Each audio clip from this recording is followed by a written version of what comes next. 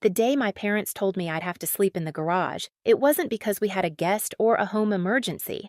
It was because my sister, Rachel, needed my room. Not wanted, needed. She was 2 years younger than me, the golden child with straight A report cards, violin recitals, and a calendar filled with social events that my parents treated like royal galas. I was just me. Quiet. Average grades, kept to myself, loved drawing and painting, and never caused trouble. But apparently, being quiet and well behaved made me invisible. Please subscribe to our channel and tell me in comments from where are you watching this video. I remember standing in the doorway of the garage with a blanket under one arm and my sketchbook in the other. My mother had said it was just for a while so Rachel could focus on her important SAT prep and upcoming audition, and my father just nodded along as if he wasn't kicking his firstborn out of the house into a dusty, cold concrete space with a leaking pipe and a broken lamp. I was 17, a senior in high school. That garage didn't even have a real bed, just an old mattress from my toddler years, tossed in the corner under the shelves stacked with boxes of Christmas ornaments and rusted tools. The first few nights, I cried quietly so no one would hear me. The garage was freezing. I wore 3 layers of sweaters, and still my fingers went numb when I tried to draw. Drawing was all I had left, my only escape. My friends started noticing something was off. I stopped inviting them over. I avoided video calls. I made excuses not to hang out. I couldn't let them see what I had become. I felt like a guest in my own life, like someone who didn't belong in her own home. What hurt the most was how easily my parents justified it. Rachel's future is bright, they'd say. She needs quiet and space. Apparently, my future didn't matter. I applied to colleges in secret. I created a portfolio of my artwork and applied to an art school in New York City, using the tiny light on my phone to finish pieces late into the night in that garage. My parents didn't know. They wouldn't have approved anyway. Art isn't a career, my dad once said while flipping through bills. It's a hobby for rich kids who don't need to work. Rachel never once said thank you. She decorated my old room with fairy lights, pastel curtains, a new desk. She showed it off during FaceTime calls like it was always hers. I saw her friends call it Rachel's Sanctuary and laugh like it was a spa retreat. My sanctuary was a space with spiders and oil stains. I started to feel like I was fading from their memory, like I'd been traded for someone shinier and newer. But I didn't let it break me. I let it mold me. I started posting my artwork anonymously online. Small drawings at first, then bigger, more expressive pieces. Portraits with hidden pain, dreamscapes made of loneliness and silence. I never used my name, just a username. Cold Room Dreamer. Within a few months, my art started gaining traction. People connected with the emotion in my lines. They wrote comments like, "I feel this in my bones," and "How did you draw exactly what I feel?" I started getting emails. Then came the big one, a scholarship offer from a prestigious New York art school. Full ride. They said they'd been following my work for months and wanted me there. My heart nearly exploded with a mix of disbelief and quiet triumph. I wasn't invisible to everyone, but I didn't tell my parents. Not yet. I wanted to wait.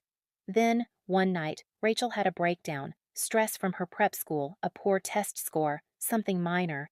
My parents came into the garage with worried faces and said she needed some space to reset. They wanted me to sleep in the car for a few days. That was the moment something in me finally snapped. I didn't cry, I didn't argue, I just nodded and started quietly planning my departure. That weekend, while my parents were away visiting a relative, I packed everything I owned into 2 suitcases and a duffel bag. I took my sketchbooks, my clothes, my laptop, and the acceptance letter I'd hidden in a shoebox. I left a note on my garage mattress. It said only this: "Thank you for showing me I deserve better. Don't look for me. I won't be in the car." Then I boarded a train to New York. New York felt like a completely different world. Loud, chaotic, alive. And for the first time in a long time, I felt like I belonged somewhere. My first night in the city, I stayed in a tiny hostel near the school, sharing a room with 2 strangers.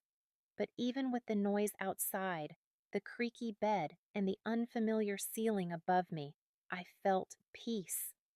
Nobody was about to ask me to sleep in the garage.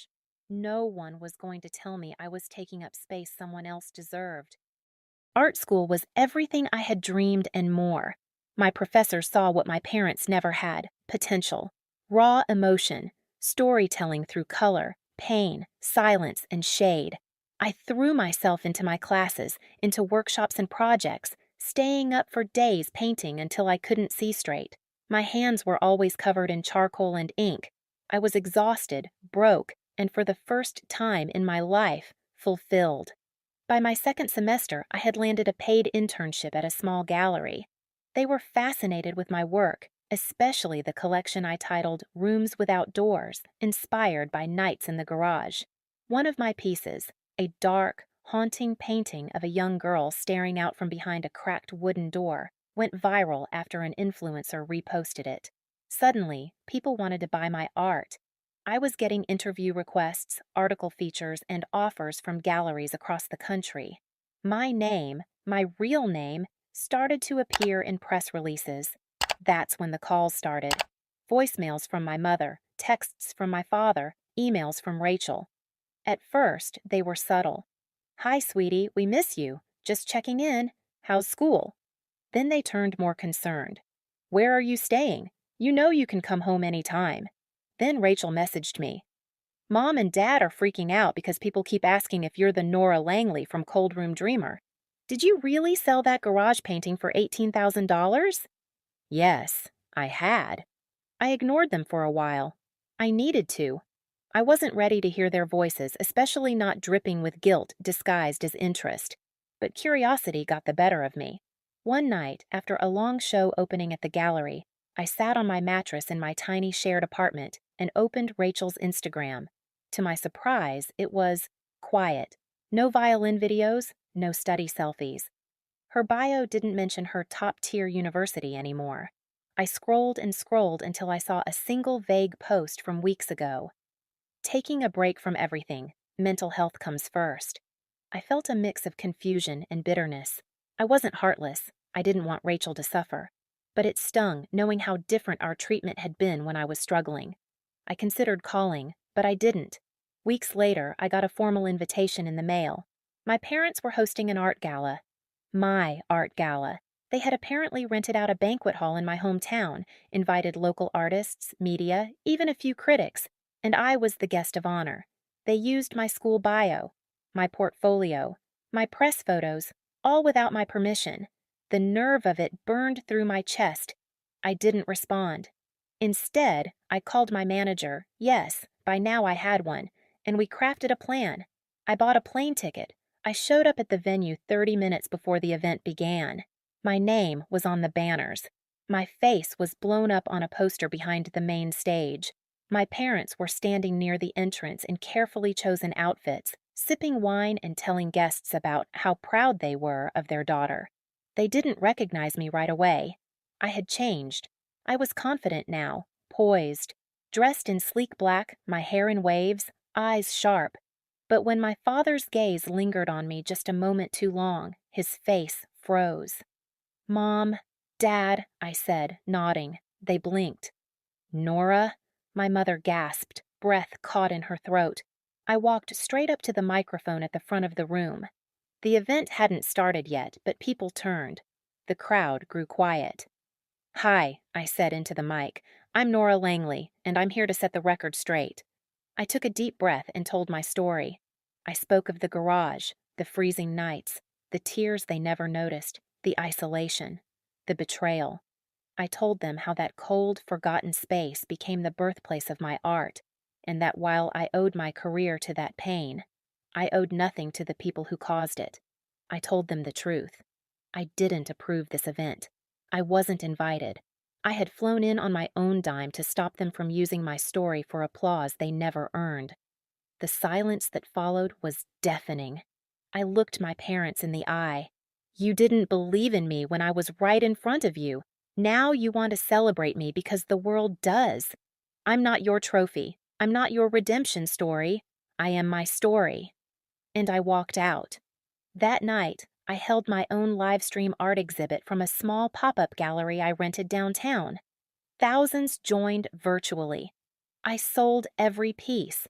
I donated a portion to a nonprofit supporting teens experiencing family neglect. Weeks passed before I heard from Rachel. She sent a simple message. You were right. I'm sorry. I let them use you. I let them ignore you. I was too selfish to see it. I'm trying to be better. I hope one day we can talk. I replied, maybe one day. I hope you heal too. As for my parents, they haven't heard from me since. But I know they saw the articles. I know they watched my TED Talk on using pain to create purpose.